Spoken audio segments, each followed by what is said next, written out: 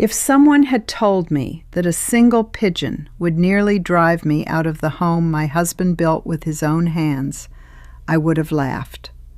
Instead, I stopped leaving my house. Not because I was sick, not because I was afraid of people, but because every single morning the same pigeon waited for me, and somehow it never missed. My name is Karen. I'm 68 years old, and until 2 years ago, I believed I'd spend the rest of my life exactly where I was. The white farmhouse on Maple Lane wasn't expensive. It wasn't modern. But every porch board, every flower bed, every crooked fence post held a memory of my husband, Daniel. He built that porch himself. He planted the maple tree in the front yard. He even insisted on painting the mailbox bright blue because he said life was too short for boring mailboxes. When Daniel passed away, everyone expected me to sell. My daughter suggested a retirement community.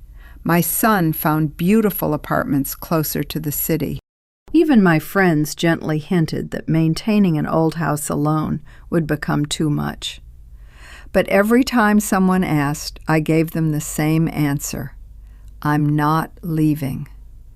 Because leaving the house felt like leaving Daniel all over again.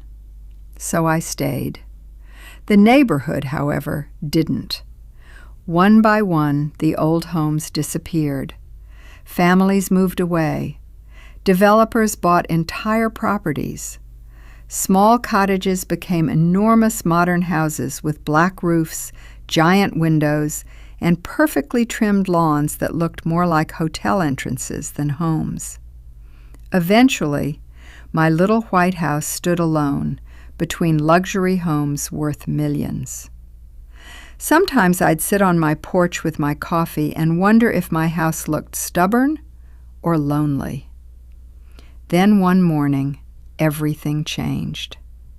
It was just after 8. I opened my front door with a mug of coffee in one hand.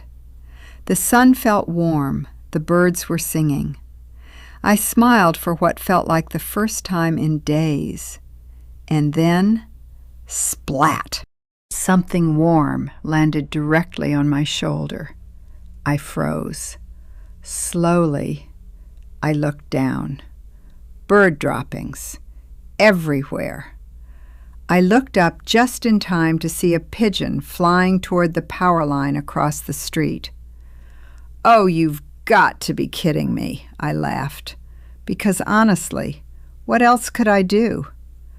I went back inside, changed my blouse, cleaned myself up, and forgot about it.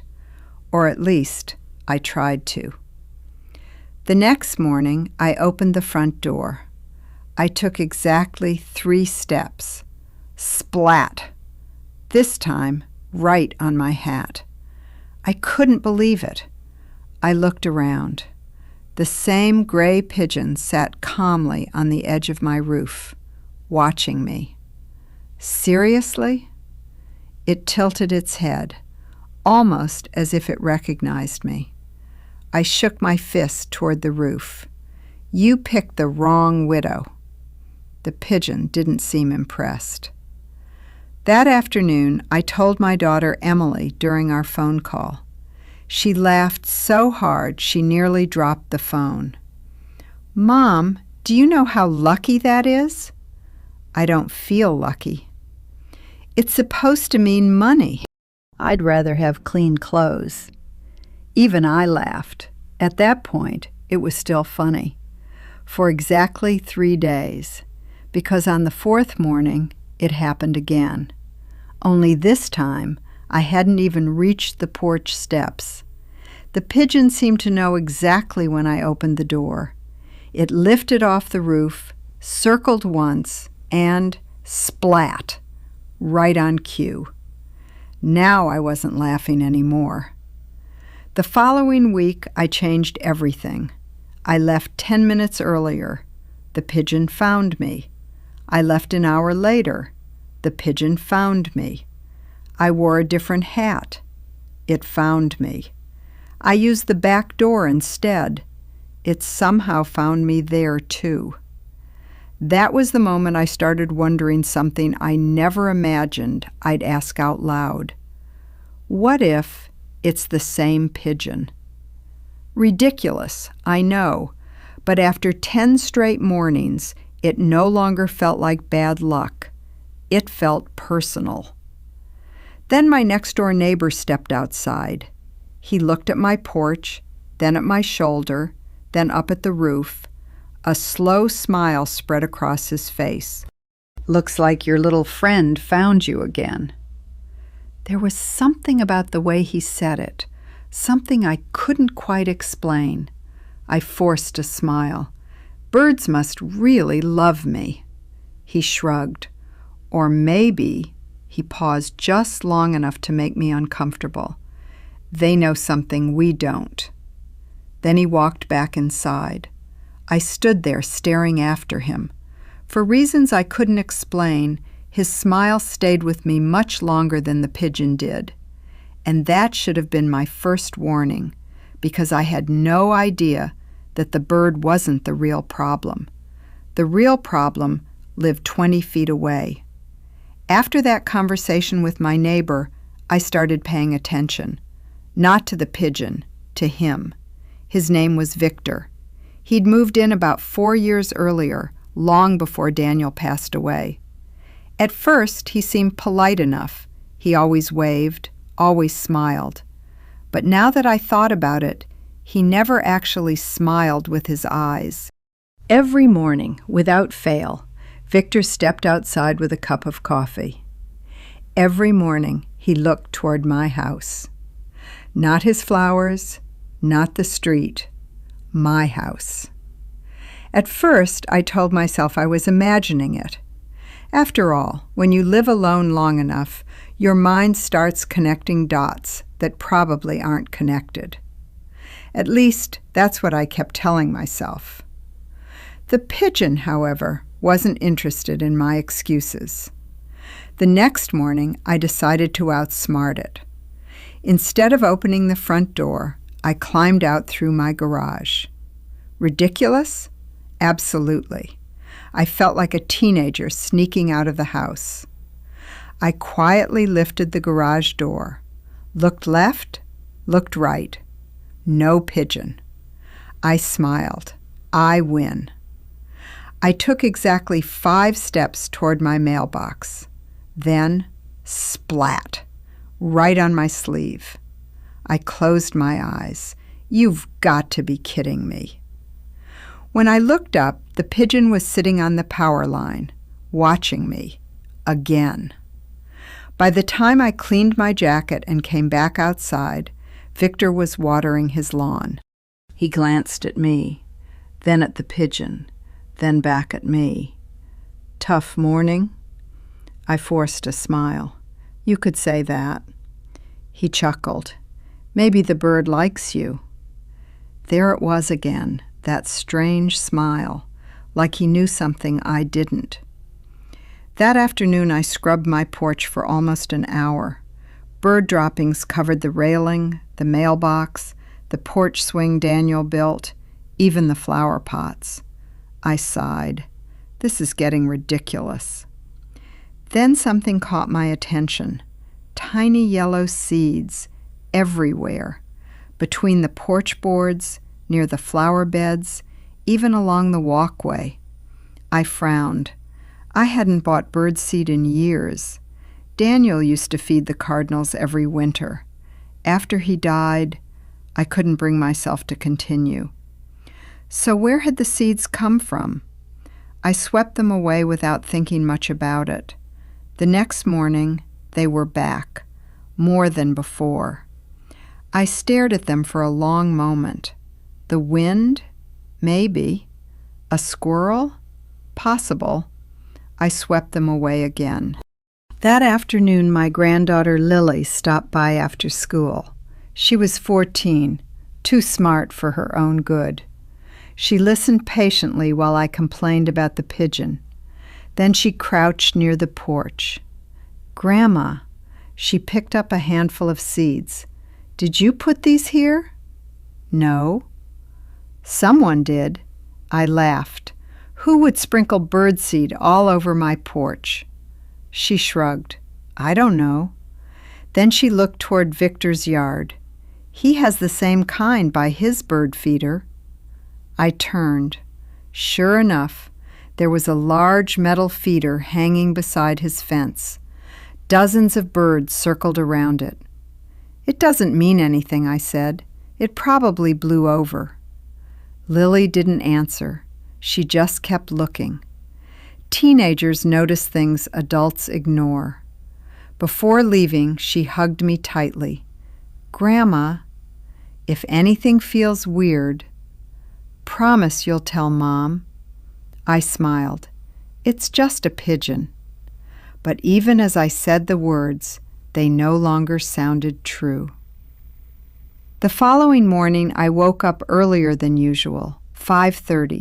Still dark. I made coffee, didn't turn on any lights. Then I stood behind the curtains, watching my front yard. Nothing happened. For nearly 40 minutes. I started feeling silly. Then, at exactly 6:18, I saw movement. Victor.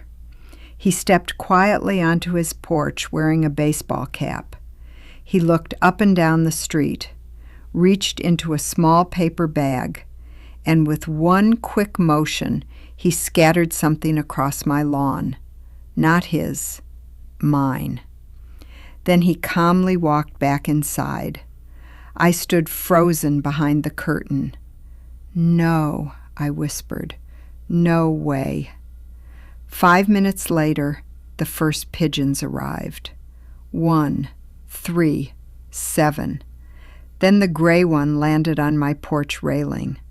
The same one. The one that never missed. Suddenly, none of this felt like bad luck anymore. Someone wanted those birds at my house. But why?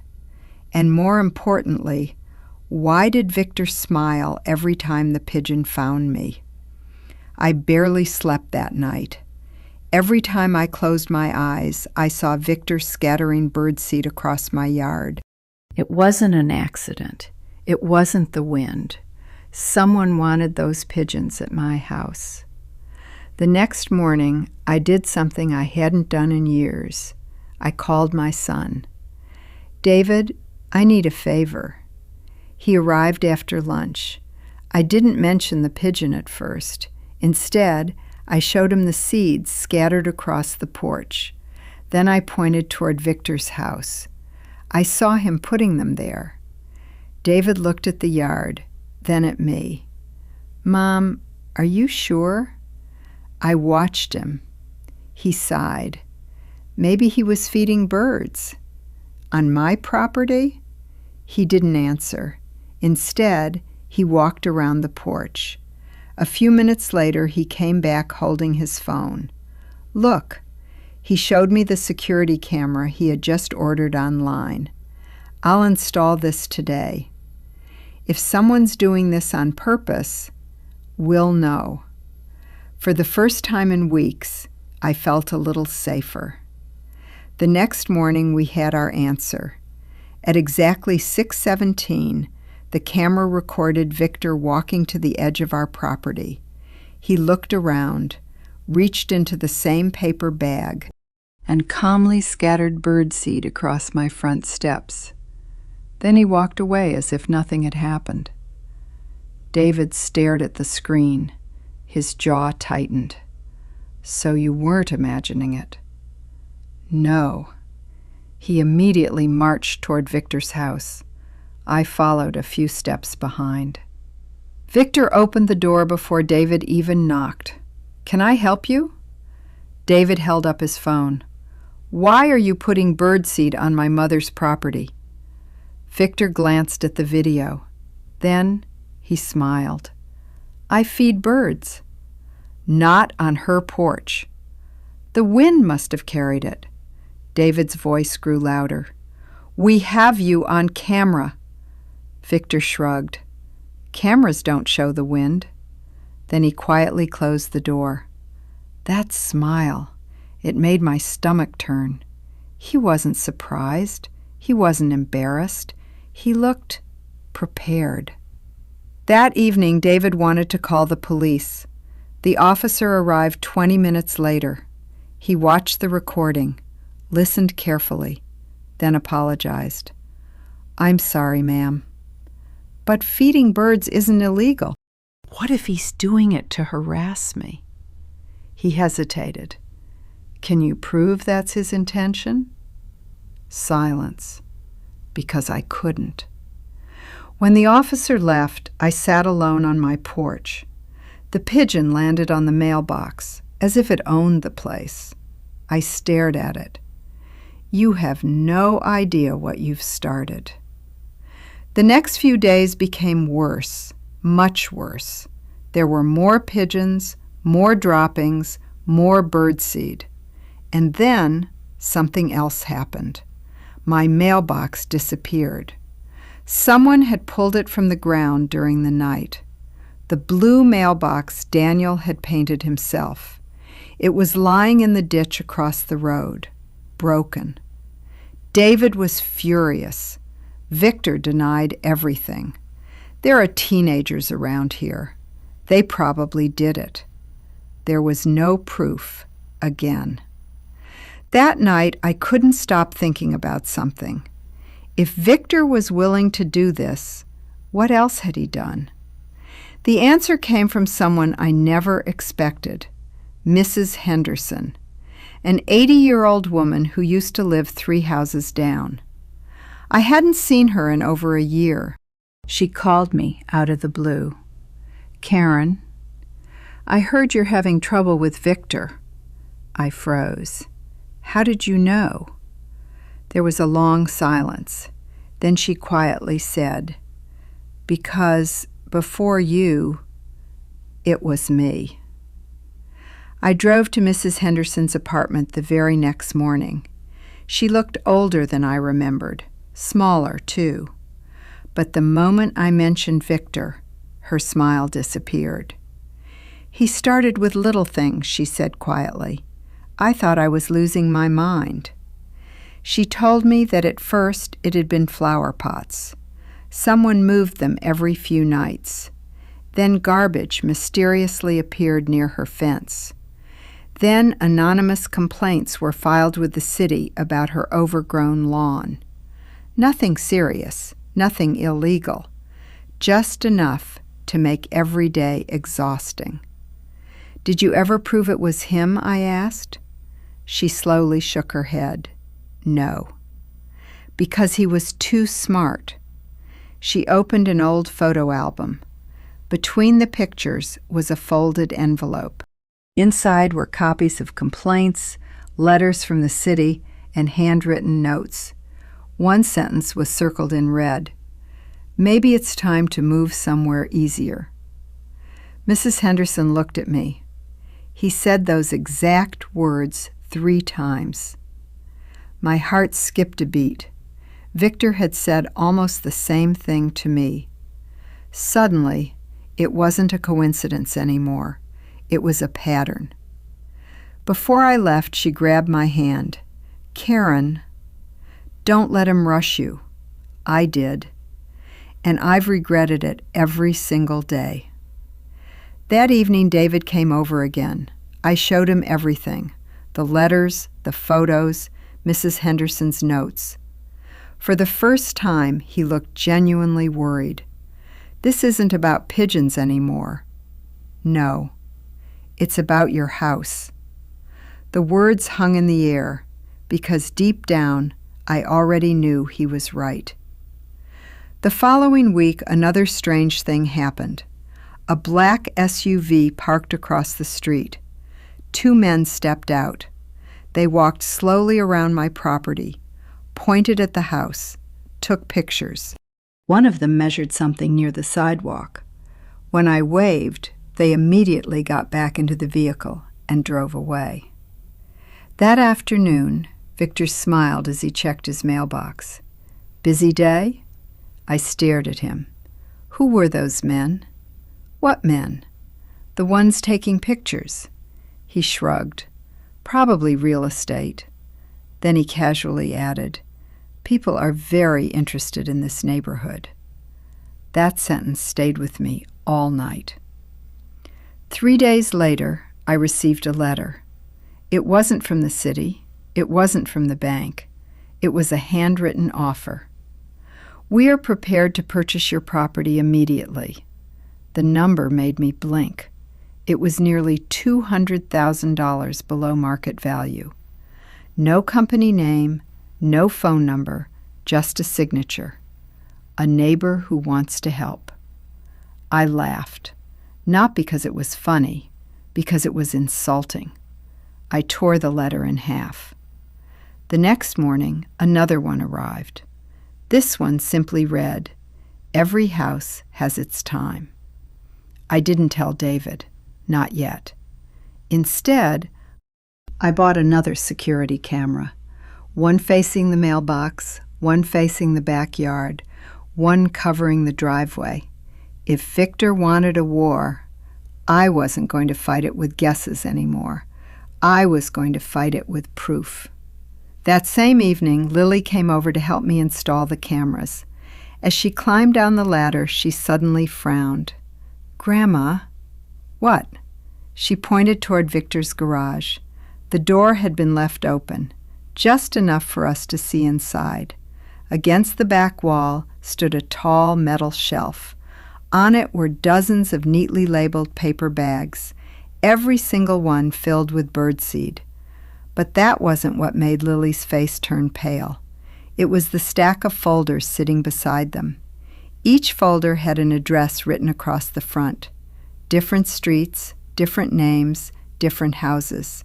One folder already had my address on it, 127 Maple Lane, and beneath it someone had written in black marker, "Almost ready." I didn't sleep that night.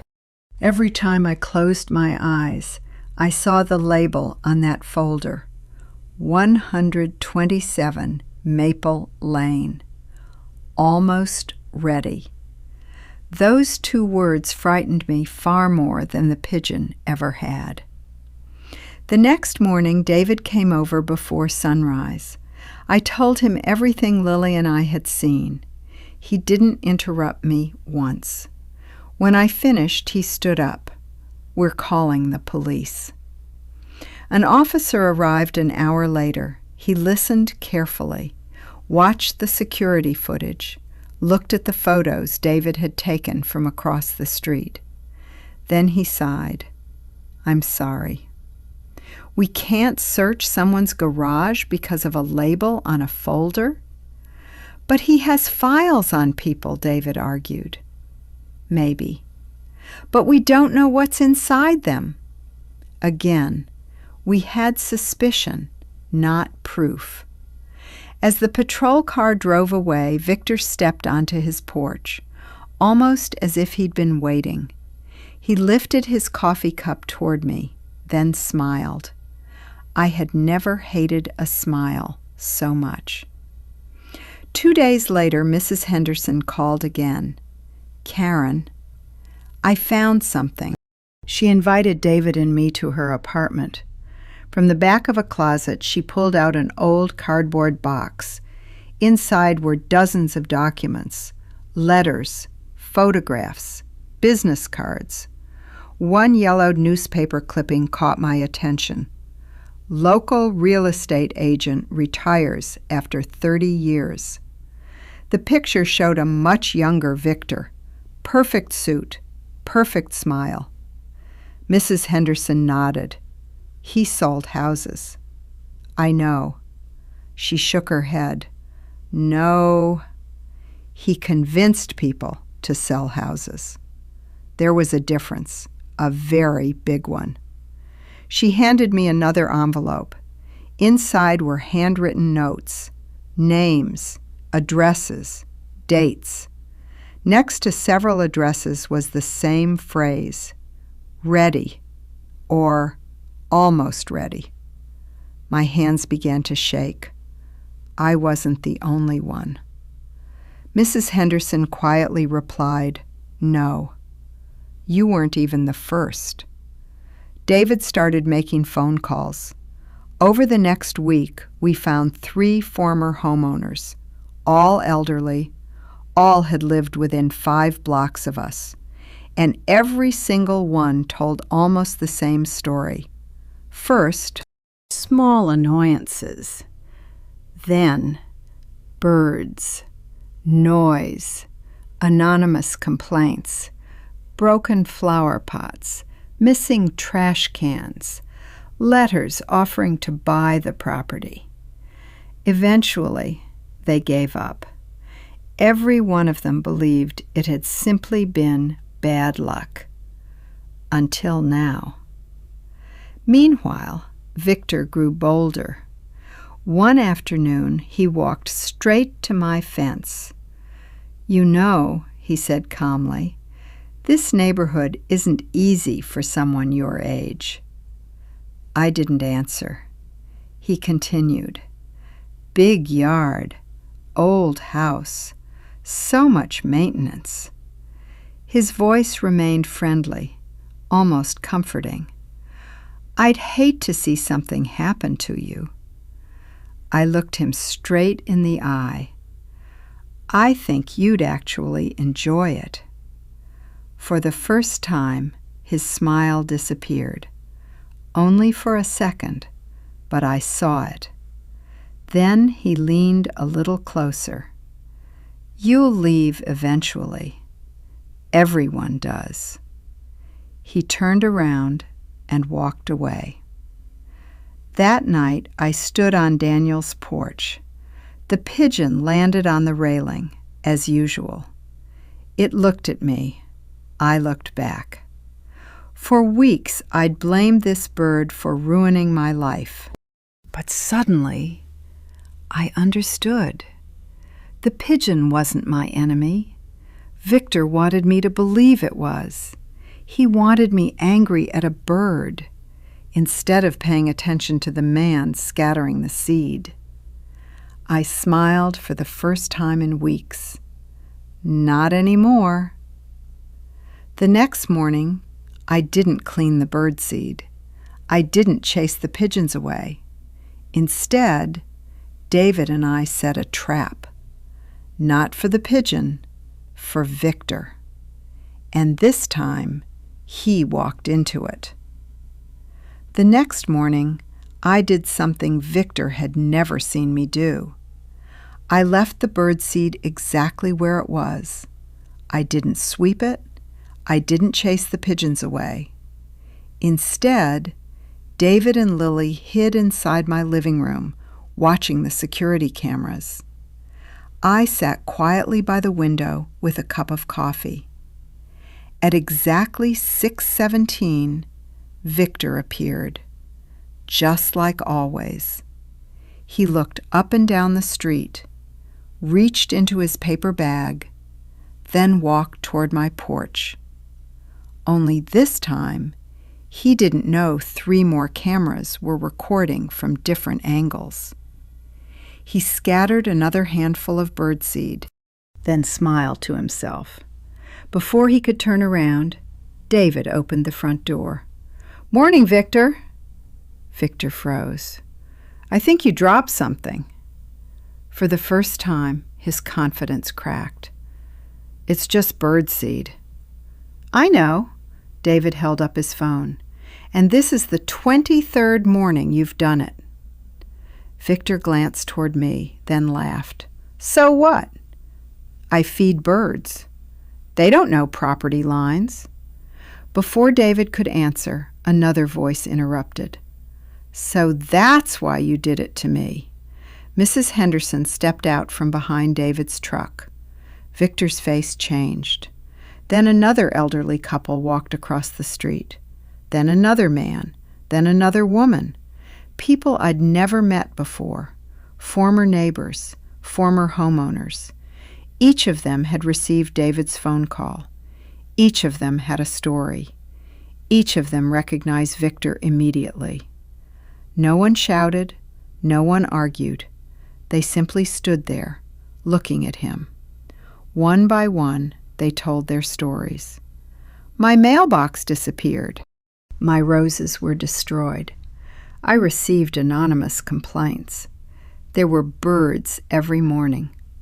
I thought I was going crazy. Victor looked around. For the first time, there was nowhere left to smile. David handed every person copies of the security footage. One of the former homeowners quietly said, "I still have the letters he sent me." Another replied, "So do I." Mrs. Henderson nodded. I kept everything. Suddenly, Victor realized something. It wasn't one complaint anymore. It wasn't one neighbor. It was a pattern involving years of harassment. A black SUV slowly pulled onto the street.